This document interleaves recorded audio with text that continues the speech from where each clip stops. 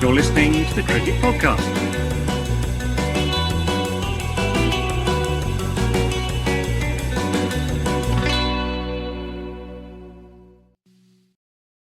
Welcome back, everyone, to the Cricket Podcast, where we are here to talk about England v South Africa. England have lost the series, three-match series. They're 2-0 down already.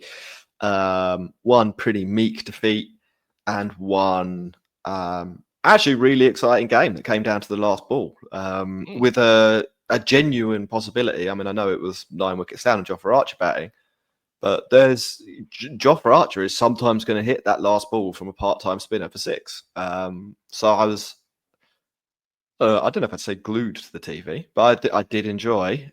I did really enjoy the game. Yeah, I did really enjoy the game yesterday. Remember, as I said just before the break, to click like and subscribe wherever you are listening or watching. Max, do you want to briefly talk through the 2 matches? Yeah, well, we can whiz through the first one because it was over about as quickly. England against South Africa at Headingley in Leeds. England batted first. They were skittled out for 131. Jamie Smith got things going pretty nicely, 54 or 48, and then everyone else was absolutely crap. And South Africa mullered them, 131 all out. In reply, Aidan Markram and Ryan Rickleton basically did the damage, and the damage was done to Sonny Baker, who conceded 76 of the 137 runs off 7 overs. The poor lad. Adil Rashid took some wickets because he's still quite good, but it was bad. It was really bad, which is why it's a good thing that it wasn't that long before there was another game for us to watch, which, as you said, was substantially better with Sonny Baker out of the side, Saqib Mahmood coming in. And it was, Jofra Archer stole the show with the ball, 4 wickets, particularly coming back at the end to keep things reasonably tight once Jacob Bethel had got rid of Devalt Brevis, not after conceding 61 off 5 overs. But obviously the big name for South Africa at the moment in their batting is Matthew Breitsker, who notched his 5th ODI 50 in 5 innings, which is a record. First man ever to do that. He now averages 92 in one-day international cricket, as South Africa are very quietly building quite the engine room with their ODI batting. 330 for 8 they finished on, which is a pretty towering score. At Lords would have been comfortably a record chase. But England gave it a good go, despite losing Jamie Smith first ball and Ben Duckett quite cheaply. Joe Root came in, settled things down. Jacob Bethel hit a 24 ball 50 and then decided not to score any more runs for a bit. And then, everyone who came after that gave it a bit of a go, got England going. When Will Jacks fell, it did look like the game was likely to be over, but Jofra Archer had other ideas, 27 or 14, as he gave England a sniff, like you said, right down to the last ball, but just not quite able to get over the line. And a 5-run defeat for England, but much better than the game the other day, and a little bit hope for England fans that maybe England one day international cricket isn't completely dead like it perhaps looked a day or so ago. Yeah, I mean, let's do the talking points from the first game first. I think Harry Brook basically admitted as much. They just hadn't practiced. I mean, it was how many days after the 100, was it? Nonsense. What, one day? Yeah. They had players arriving the evening before the game, which is not... there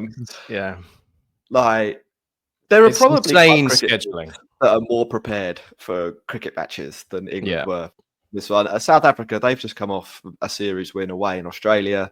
Were prepared, and it showed, frankly. The absolute steamrollering England took is, still pretty extraordinary. Being bowled out for 130 and absolutely being pulverised by Markram, who's actually a little bit unlucky, I think, to miss out on what would have been quite an interesting or exciting century when they finally did manage to get him out.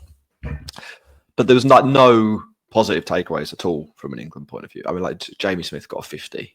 That's not... There was nothing else. There's literally nothing else good. You can say plenty of good things about South Africa. They bowled well. when they managed to get that breakthrough and sort of turn it from, I can't remember what it was, 80 for 2 to 100 for 4 to 131 all out, something like that. They showed the killer instinct. But yeah, if you're an England fan watching that, especially if you'd paid money to actually go and watch it live, you're probably pretty disappointed. It was going on. I think the game probably reflected what a lot of England fans felt about it, which was that didn't actually realise that it was happening until it was over.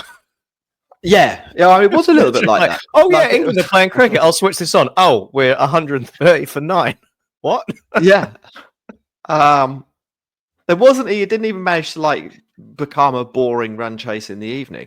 Like it was done before people finished work, more or less. So that wasn't great. And I don't think people people didn't really expect that much from Lords based on what they'd seen.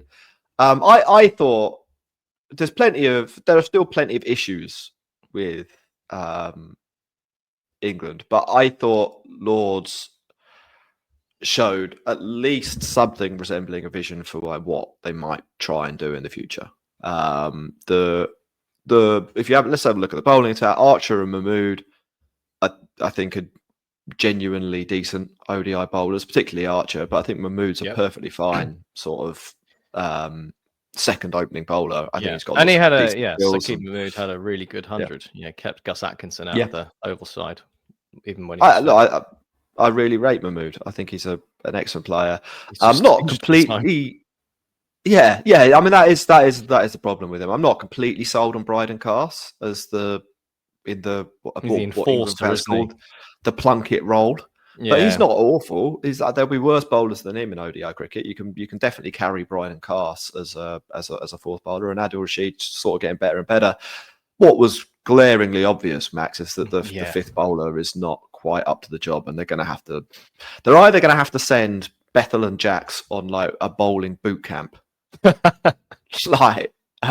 or look at replacing one of them with Rayan Ahmed or Sam Curran. I think that's or Livingston comes back, but I think that ship has sailed, to be honest. They need somebody who can reliably bowl more than 5 overs, or reliably bowl a few overs. It's all right if you muddle through a little bit of Root and Jax and Bethel. If you've got somebody who you think probably can bowl 6 overs, 7 overs, 8 overs, really. The other weakness here is that the 4 guys I talked about, Archer, Mahmood, Carse, and Rashid. I mean, Carse got hit around a little bit, but nothing too devastating. If one of them has an off day, that means even more Jackson Bethel has to come into the equation, which I think is a worry. And I need to get my battery pack to keep the show on the road, Max. But I'd be interested in your thoughts on the bowling side and maybe South Africa's batting before we get to England's batting. Well, I completely agree with your assessment there.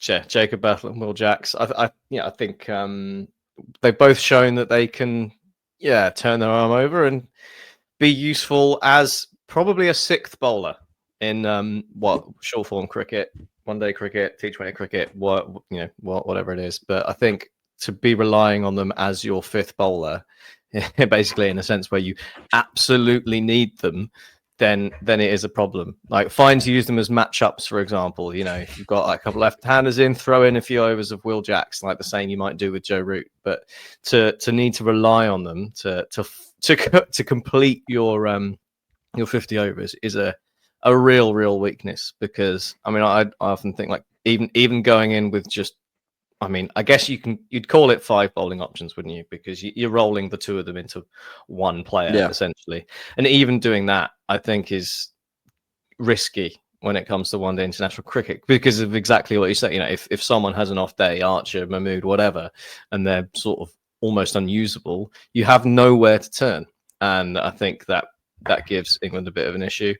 Obviously, someone like Ben Stokes would make that all much easier, but that's not going to be a realistic prospect. So what you do about that is a big question. You have to think about who in county cricket would be able to fulfill that role, and I think Rayan Ahmed would would certainly be an option. Although whether he's more being groomed as like someone to replace Adil Rashid, I don't know, because obviously the other thing for me that I would have concerns about with this England bowling lineup is England's reliance in the spin department on Adil Rashid, because yeah, he's getting better and better, but he is also nearly 38 and he has had shoulder issues in recent years, and we're not going to have Adil Rashid for that much longer. So when you are building towards something for the next World Cup or whatever it may be, that is something that I think is hanging over the England side. So there's some concerns there, but I think I can see what the roles are that people they're trying to fill and how it's trying to be built. But yeah, there's some gaps, and those gaps do need filling. On the South Africa batting side, I mean, I'm getting quite excited. Obviously, it's very early days in the Matthew Breitsker bandwagon, but 5 out of 5 against some good sides, including away in South Africa and away in England, is a pretty good way to get going. He's had a fairly good couple of years playing for Northants as well in county cricket, so he's looking good. And also the other huge thing is that we're finally starting to see, I think, the promised lands of Devalt Brevis, coming off the back of a sort of a halfway through the IPL stint with CSK, and I wouldn't say transforming their season because it was already dead by then, but actually making them look like a team that could score runs. Tristan Stubbs has been sort of going for a few years now as someone who looks pretty talented. And then, Aidan Markram's seemed to got over his blip, his fallow period, and Ryan Rickleton's a great option opening the batting as well. And then you play that around Temba Bavuma, and you have a really, really solid looking top 6 there for South Africa. If you want, you can throw in someone like Donovan Ferreira, who can bash a 6 for fun. I think he was like a 6 every 3.5 balls that he was hitting in the 100. Oh, wow. He struck it over 200. He faced I think he hit 14 sixes and faced 44 balls or something, and before the final of the ridiculous levels of 6 hitting, basically, that you can bring into that. And then I really like how Corbin Bosch performed yesterday doing the Plunkett role, and he's handy with the bat as well. So I think South Africa, once you remember that you can throw in Rabada into that lineup, they're putting something together that is really good. We often say do like previews of international tournaments, whatever. And I low key really like South Africa. Like they've got bits that I really like. I'm really excited, but I think they're actually now finally putting together a full package. And that's exciting. They look really good, and they have upgrade options to their bowling as well. We'll move on to that, but obviously they're not playing Rabada in this series. That's quite a good player.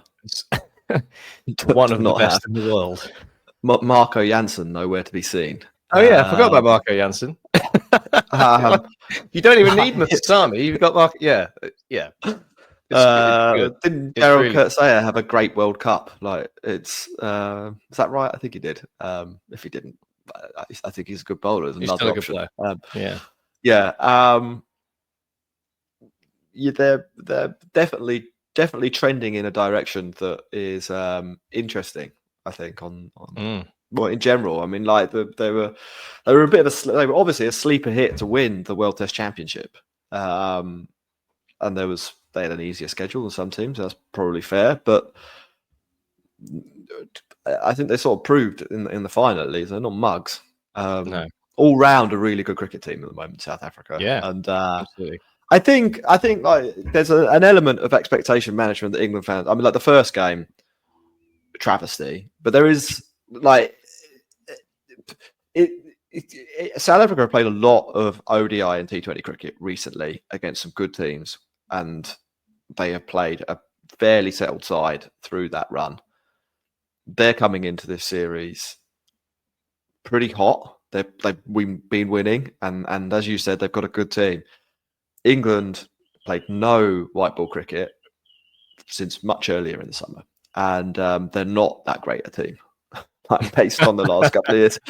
And this is why I was sort of saying at the beginning of this segment, like I don't actually think there's a lot of good things that England fans and England themselves should be taking away from this game to get close enough to being able to win it or to tie it rather off the last ball.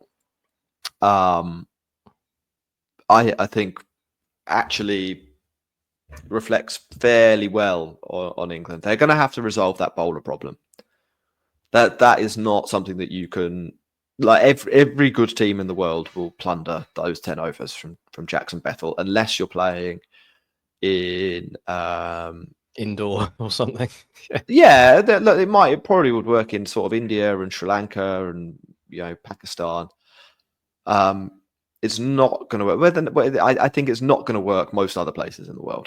That bowling lineup. Yeah. So you're going to have to, and it might not even work at some grounds in India and Sri Lanka and Pakistan. To be honest, the pitch is only going to improve Bethel and Jacks so much. It's not going to turn them into Muralitharan. It's relative. On the batting side, though, I thought England actually did all right. They were basically, my take on this was they were one batter building on their good start away from winning this match, or like Archer fluking a 6 off the last ball. Obviously, Smith goes early and then they look in trouble, and Duckett apparently has forgotten how to bat. But Duckett, England have been really terrible. So much cricket. Yeah, and England have been terrible in ODI cricket for 2 years. And so Duckett struggling a couple of matches in a row. People are like, oh, why is he opening the batting?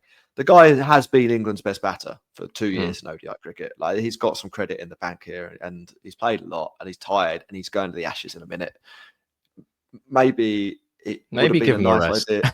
Maybe it would have been a nice idea not to get him to play here. But if England are thinking what's our batting going to look like, and they're sure Duckett and Smith are going to open the batting, which I think they might be, and they might be right about that decision. I'd probably be leaning towards that being a correct decision.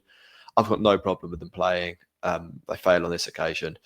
Root then gets run, and then we see Bethel, and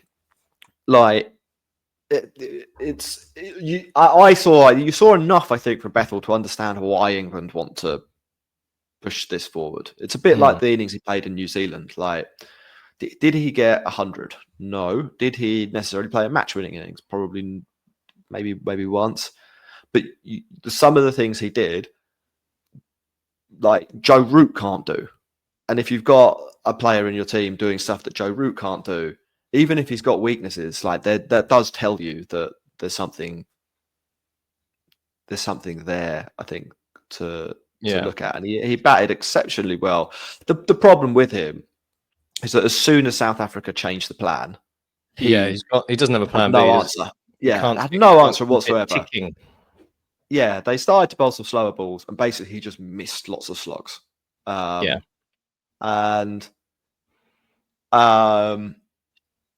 the way England are going about it, England fans are just going to have to tolerate, I think, him learning or not learning on the job when it comes to that.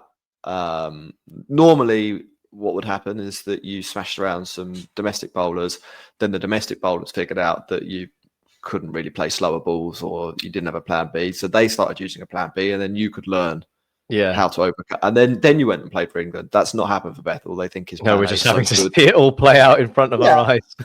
But you can't. I don't think you can complain about you can complain that he didn't score 100, but you can't complain. You can't say, if you're an England fan, that 58 off 40 balls in a chase of 325 isn't useful. It was a really good innings that dragged England from. Pretty much. Put the starters on actually England being able to chase it, didn't he? He took it from a position of being quite unlikely to actually being possible. And if you're going to couldn't take it further than that, but can't knock it. Yeah, but if you're going to criticise him, you have to criticise Root as well, who got stumped. 7 balls later? Yeah. I think there's a lot of positives there, and then I think for this England team to really be good, they are going to need Brooke to be better, as well as my other my other takeaway. He's been made the captain. He's shown a little bit of life in that kind of number 5 role. They need Brook to be someone who averages 45 striking at 100 and not 30 striking at 110. And Brook plays like a guy who wants to average 30 striking at 100. They don't need Liam Livingstone. Got enough of those. But like to get to 325, I do think it's a decent effort, and you see how batting all the way down can keep you in games when Archer tees off near the end. They had pretty decent plans, I think, in terms of how they were going to negotiate all the different bowlers. Smash Markram. Mutasami, I think I called him a part-time bowler. I looked up his stats in the background. He isn't a part-time bowler, but I don't think he's a frontline elite, international spinner. Yeah, and he got some punishment as well. But then, like, they didn't waste a load of wickets to the guys who were bowling well. They managed to score, 60 for 2 off Maharaj is a decent effort. Like, I think a year ago, Maharaj would have taken 5 wickets. Like, as soon as Root's out, everyone else. 3 days ago. yeah. Well, I think they batted a little bit more reasonably for the situations they were in, and they needed Bethel or Butler or Root or Brook or Jacks to do a little bit more, and none of them did. And, I don't know. What did you make of the whole thing?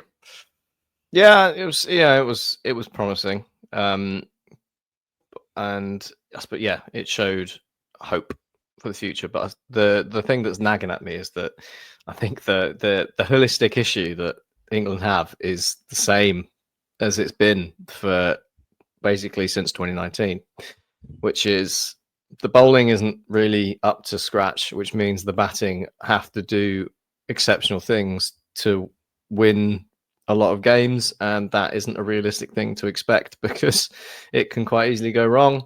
England haven't got, like, say, the Plunkett enforcer in the middle really to help with that, and they also still haven't got the linchpin in the middle where you previously had, I suppose, Stokes and Morgan.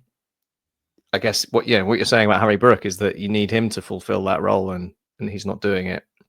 He's not. The problem I have with Brook specifically, I think he probably could fulfill that role. Yeah. He seems to think he needs to fulfill a different role. It's there's so much value in ODI cricket in averaging 45, striking at 95. Like, you're a really good player if you can do that.